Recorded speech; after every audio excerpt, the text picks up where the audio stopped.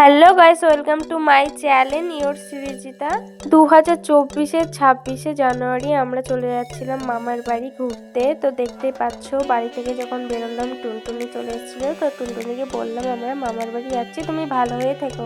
তারপরেই আমরা বেরিয়ে পড়লাম। তারপরে টোটোয় করে এসে নৌকা পার হয়ে তারপর আবার টোটোয় করে চলে এলাম মামার বাড়ি। তো মামার বাড়িতে এসে প্রথমে দেখা হয়ে গেছে আমার দিদা, আমার বোন, মাসি, মেসো, মামা, মামি সবার সাথেই দেখা হয়ে গেছে। পরের দিন সকালে আমার দাদা বাইক নিয়ে চলে গেল মেসোর সাথে মামার দোকানে। তারপরে 1-2 দিন কাটার পর পরের দিন হচ্ছিল পিকনিক। সেদিনকে এনেছিলাম মাটন। ওর জন্য মা বলল বৌদিকে ডাকতেন, বৌদি গেছিল বাবার বাড়ি।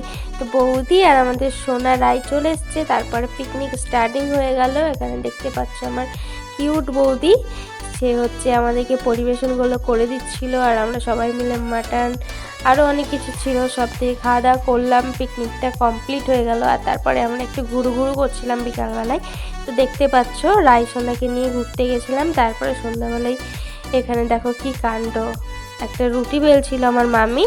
তো মামির কাছ থেকে নিয়ে নিজেই বেলতে লেগেছিল। তারপর রুটিটা বানিয়ে সবাইকে একটু একটু করে ভাগ করে দিল। আর এই বুদ্ধিটা কেউ দেয়নি, নিজে থেকেই বুদ্ধিটা করেছিল। আর তারপরের দিন সকালে আবারও দেখতে পাচ্ছ আমার বোনু চা খাচ্ছে আর আমি ভিডিও বানাচ্ছিলাম। তারপরে আমরা গেছিলাম একটু রিলস বানাতে, আর ইউটিউবের জন্য একটু ভিডিও বানানোর জন্য গেছিলাম। তারপরে এসে দেখছি আমাদের রাই সোনা এখানে খাওয়া দাওয়া করছে আর মোবাইল দেখতে দেখতে খুব নাচে, খুব ভালো লাগে। আর এটা হচ্ছে আমার মামার মেয়ে, তো ও খুব কিউট, ওর নাম হচ্ছে আরাধ্যা।